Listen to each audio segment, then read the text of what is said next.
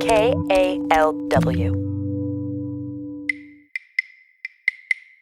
And all I'm doing is just checking like any of the nooks and crannies, the crevices, the linings of the bags, to see if there's anything kind of crawling around here.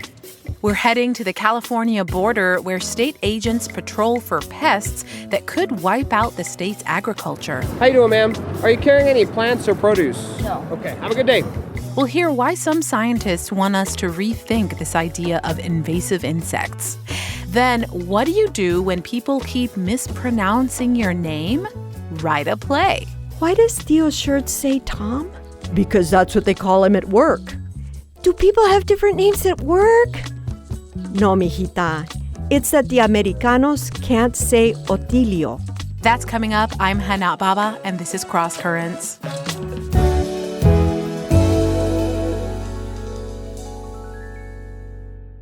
For the better part of this year, high demand has been putting pressure on and disrupting the global supply chain. Officials say the worst is behind us, but it'll take some time to untangle. Getting goods to all corners of the world is no small feat.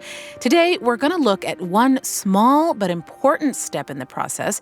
In this story from our archives, reporter Marissa Ortega-Welch takes us on a boat ride with the U.S. Customs and Border Protection. Every ship that comes into the U.S. gets a visit from Customs and Border Protection, sometimes before the ship has even come into dock. I'm with a handful of Customs and Border Protection officers. We're visiting a giant bulker anchored in the middle of the San Francisco Bay. We have to take a water taxi out to meet it and then climb from the little boat onto a staircase up the side of the ship that's about 2 stories tall. But calling it a staircase is actually generous. It really feels more like a ladder because it sways as I climb. The hand railing is covered by netting, which is apparently there to save me from falling into the bay if I slip. But I make it. Woo! Good morning, Mom. Welcome aboard. On board, the crew greets us. It's mostly very polite young men from the Philippines. Morning, Mom. This way, please. Excuse me, sir. Morning, Mom. This ship left China a month ago. It stopped in Russia for fuel and then crossed the Pacific Ocean to San Francisco. It's heading to Pittsburgh, where it will pick up petroleum products from the refinery there. Attention, all crew. Attention, all crew. Please proceed to the ship's office. Repeat. Please proceed to the ship's office. 2 of the Customs and Border Protection officers check the entire crew's passports and visas. So we need everybody muster in the hallway with their passports in their hand. Okay. This is typical customs work, right? Except they're sort of bringing the border to the crew. If a crew member doesn't have a valid visa, they'll have to stay on the ship while it's docked in the U.S. But the Border Protection officer I'm tagging along with is an agricultural specialist. Good morning, Captain. We're doing the agriculture side of your chef exam. This is Derek Dumo. Customs and Border Protection's mission is to protect America's borders from threats. And those threats can include insects, invasive insects from foreign countries that might make their way into the U.S. and destroy our agricultural crops, and by extension, our economy. We're going to follow the chief cook of the ship to go down and check their provisions to see if there's any pests that we can see.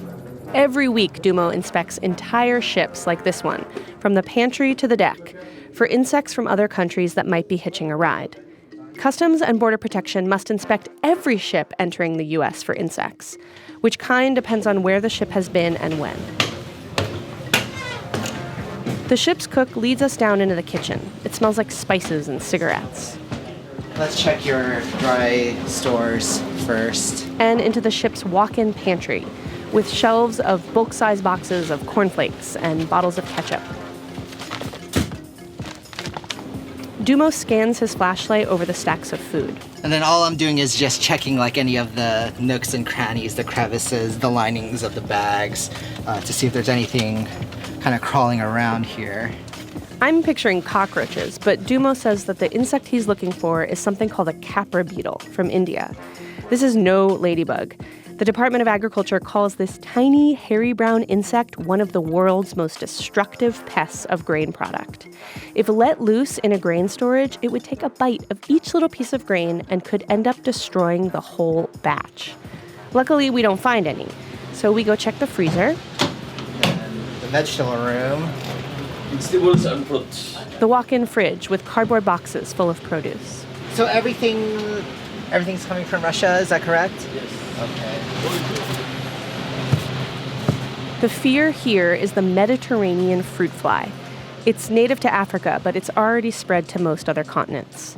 The Department of Ag calls this the most important pest in the world. Its larvae can infest apples, avocados, cherries, lemons, peaches, basically all the fruit we grow and eat in California. If the cook had purchased the ship's vegetables in China, a big source of these fruit flies, Dumo would have to seal the fridge shut. The ship's crew wouldn't be allowed to touch the vegetables until they were back out on international waters. That's good to me. All right, let's go back up. Then we go back upstairs and outside to the deck of the ship, where now Dumo starts the part of his job that I find the most mind-boggling, which is to scan this cruise-sized ship for the eggs of an insect called the Asian gypsy moth. It's kind of like this beige or tan-colored fuzzy, kind of like almost like the size of a flat $50. That little $50 can contain hundreds of eggs. Eggs that could hatch into caterpillars, then turn into moths. The adult moths can fly up to 20 miles, so they could fly to land, lay their own eggs, which will produce more caterpillars. A big enough infestation of Asian gypsy moth caterpillars can eat all the leaves off a tree. So even just one little egg mass on this ship could lead to the destruction of California's native forests or our commercial apple industry. This ship was docked in eastern Russia in July, which happens to be egg-laying season for the moth. And what do moths love? Light. When crew members load up these ships, they often work around the clock, and the ship is lit up like a movie set. That Asian gypsy moth is, of course, going to get attracted to that area, hang around, and then maybe even consider, hey, I'm going to start laying my eggs in this area, too. Dumo starts his inspection at one end of the ship and slowly works his way to the other. He scans the deck, the walls. He slides out a mirror on the end of a retractable pole to see underneath things. And then we also like to check areas where there's lights and the areas around it because, of course, it's a moth. It will always be attracted to lighted areas, too. Dumo climbs a ladder to peer into the bulk hold. This particular ship is called a bulker.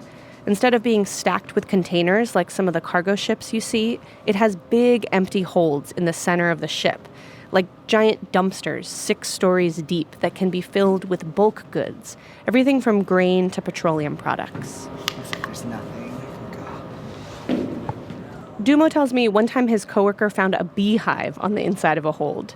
Local pest control had to remove that. But most of the pests he finds are not that obvious. Remember, he's looking for an egg mass the size of a $50, and this is a cruise-sized ship. But unlike a cruise ship, it's not pristinely clean and painted white everywhere. The walls and decks have spots of rust and peeling paint, and there's a lot of equipment. Plenty of places for an insect to camouflage or hide. Suddenly, Dumo bends down to look at something. What'd you find? Just a piece of brown paper. Dumo and his mirror and flashlight are all that stands between California's forests and agriculture and these invasive insects that could wipe them out. It all seems so needle in a haystack to me. Like, really? This is how we keep out insects that we don't want? We think that by inspecting these giant cargo ships, we're going to catch one tiny little egg mass and keep it from spreading? How effective are these invasive insect policies? It turns out some scientists say we shouldn't even be classifying insects as invasive. The insect is just an insect. It didn't introduce itself. It certainly didn't organize an invasion. This is Dr. Matthew Chu of Arizona State University. I called him after I read that Scientific American named him the gadfly of invasion biology. You know, like a fly that bothers cows, or in Chu's case, an outspoken critic of his own field. It's not on a business card or anything. Here's Chu's basic argument. It's not accurate to label a species as invasive or an invader. It makes it seem like we're blaming the species, when really we humans introduced it. When we ship cargo on boats or airplanes or just move stuff around the globe, insects get moved too. And then they just try to reproduce and survive, like all species are programmed to do. Life persists. Chu says this is the reality of today's globalized world. You can be anywhere on the planet in 48 hours if you want to, and anything that happens to be stuck to the bottom of your shoe or somewhere in your bag is going to come along with you. He says if you think about it a different way, the most invasive species in North America are our agricultural crops. Like wheat and corn and soybeans and cotton. When you drive through the Central Valley, you see row after row of the same crops. Long lines of orange trees or almond trees, originally from Asia and the Middle East, stretching out toward infinity. But we don't think of them as being the problem because they're doing what we want them to. Growing fruit that we want to eat and sell and make money off of. And since citrus trees originally came from another country, the fact that something else comes in and lives in the citrus shouldn't be a big surprise. Not to mention, these large farms that only grow one crop are especially vulnerable to pests. But this is our reality. We do have monocrops. We want to ship food that's grown in the U.S. to markets around the world, and we want to import food from other countries to eat here. And we want all that trade to happen fast.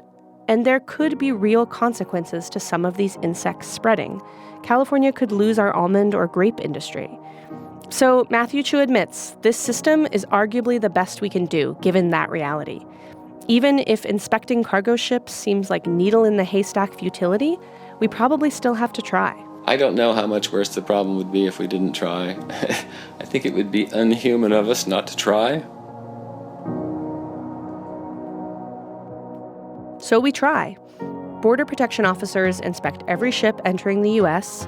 At international airports, they ask passengers for any fruit or plants in their bags.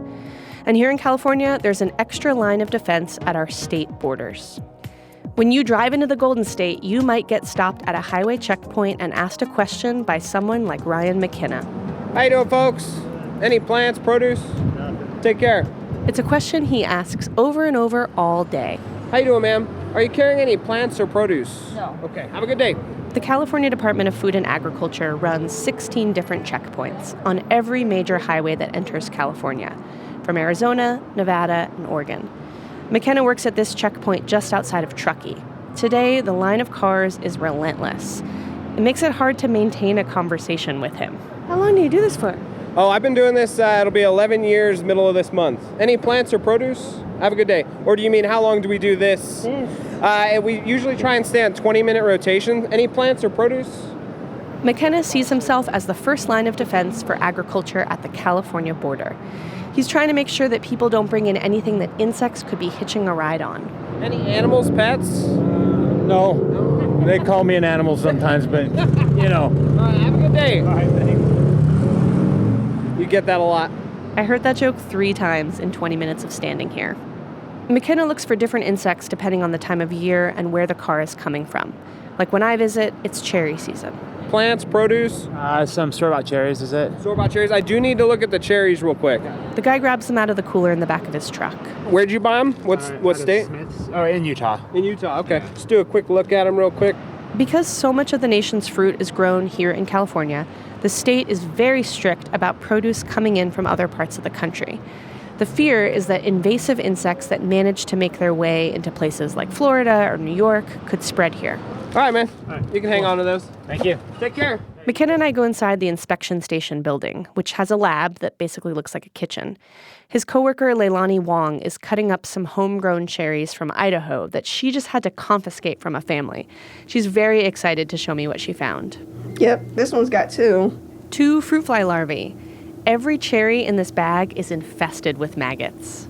This family that I took it from, after I told them, hey, I gotta take these, they were throwing them in their mouth and eating as much as they could, and oh man, I should have showed it to them.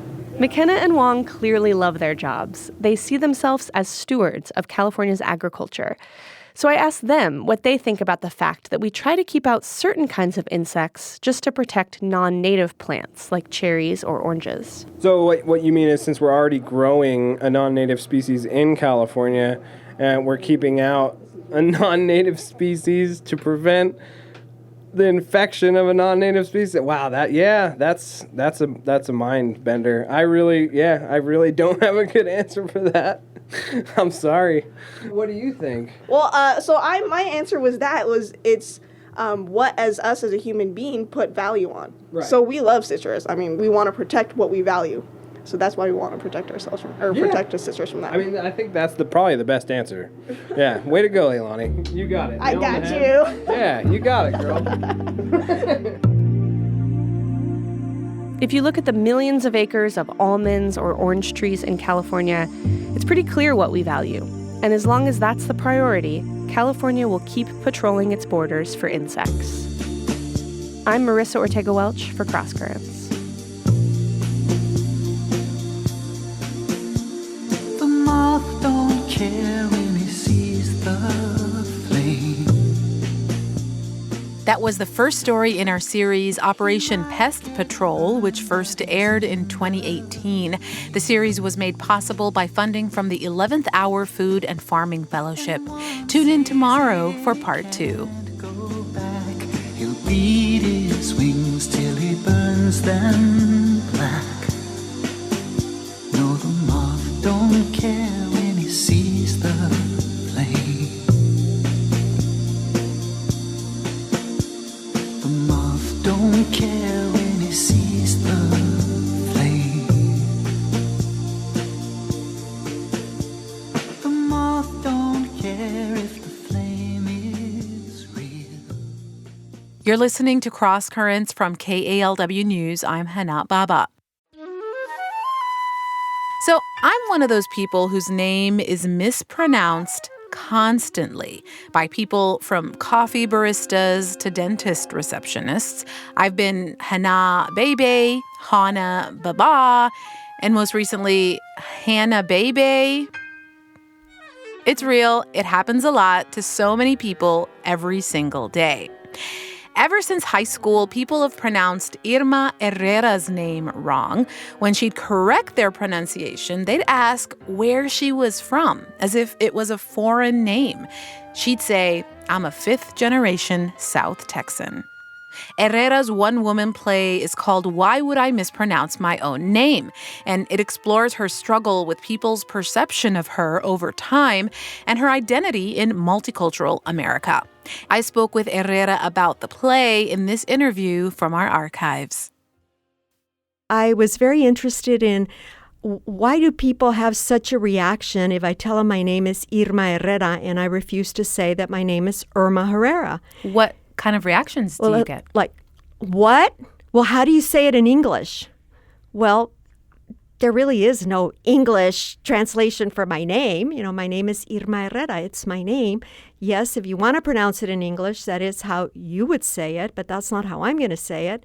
And I think the first rule of making friends, doing business with anybody is respecting their name. So you grew up in South Texas. I did. And did you come across this issue a lot, or were you even thinking about it? Well, I never thought about it because I grew up in complete segregation. I grew up in a Mexican-American community that was totally segregated, so I never really dealt with white people until I went to high school. Mm-hmm. And in high school, of course, teachers and classmates did not pronounce my name the way I wanted it pronounced. And so you go to this school, people call you Irma Herrera. Do you remember what you feel? That wasn't me, you know? That I responded to that because that's the name they called in class, but that really wasn't me. And at that time, were you starting to be aware of that? Of the importance? Yeah, I was starting to be aware. I became aware of the importance of names very early on. When I'm about 6 years old, I'm with my parents, and we visit my favorite uncle, my tío Otilio, and his wife.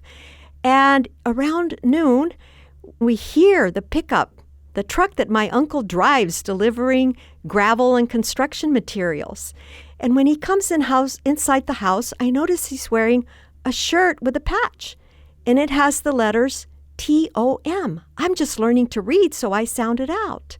And when we leave, I say to my dad, Papi, why does Tio's shirt say Tom? Because that's what they call him at work. Do people have different names at work?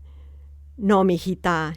It's that the Americanos can't say Otilio, so they call him Tom. But why doesn't Tio teach them how to say his name? So very early on, I saw that my uncle, who was a very dignified man, was being disrespected at work. But he had a limited education. He was a laborer. I'm sure he never insisted on his name being pronounced correctly. Because what would that mean? It would mean the loss of his job.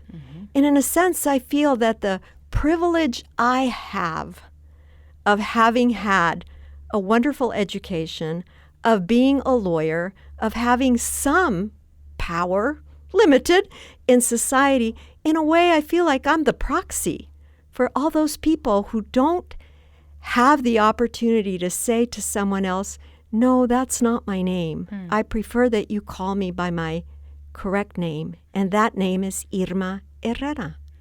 But I remember one day I was upset because I would hear newscasters say on NPR pronouncing French names so beautifully. Jacques Chirac, François Mitterrand. But you get a Spanish name and they'll go Tom Perez. Why is the that? last name is Perez. It's not Perez. What is it? Why? What is it? It's a status thing. Spanish is a low status language. And people would be embarrassed to speak poor French. Even though the number of people who speak French in the world is like 2%, but it's always been associated with status and international diplomacy and class. So Spanish is a low status language, and people don't care. And one day I remember yelling at my radio because they were talking about the former Secretary of Transportation, Federico Peña, but they pronounced his name Federico Piña. Well, a piña is a pineapple. And there's only one R in Federico. It's not Frederico. And so I'm asking, where are the editors in all this? Why is no one saying to the people who are doing the news stories, you're not pronouncing that name correctly, and this person is as deserving of your respect as Jacques Chirac or François Hollande or whoever? And so what do you want people to leave with after they see your play, really? I really want people to think about all the ways in which we discriminate, because we all do. And that's really all I want, is for people to think about, what do I do that I should check myself about? So can you take us out with a bit of performance? Well, sure. I'll tell you what my closing scene is. And so a few years ago, I was in Copenhagen, and I saw this sign in front of a store that said Irma, I-R-M-A, in huge letters. And it turns out the largest and oldest grocery store chain in that country is named Irma, and pronounced like my name. So in the closing scene of my play, I say, now when people ask me where I'm from, I tell them Denmark. And then I tell the story about going to that store, and I show a bag that I got that has Irma written on it, because that's the name of the store with its logo. And so I finish up by saying, standing there, I began to wonder, if people back home thought I was from Denmark, would they try harder to say my name? And leave them thinking.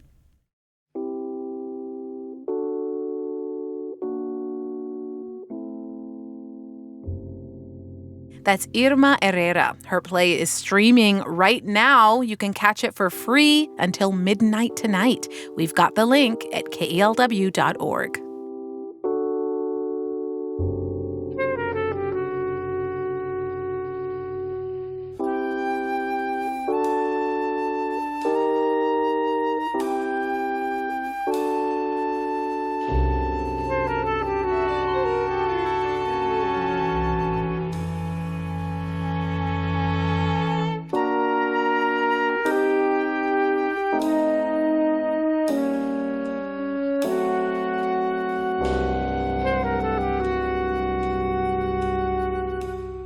Today's Cross Currents team includes Elizabeth Aranda, Gabe Graben, Victor Tense, Shireen Adil, Sunni Khalid, and Ben Trefny. Our opening theme music is by the John Santos Quintet, as interpreted by Daoud Anthony. For Cross Currents, I'm Hannah Baba.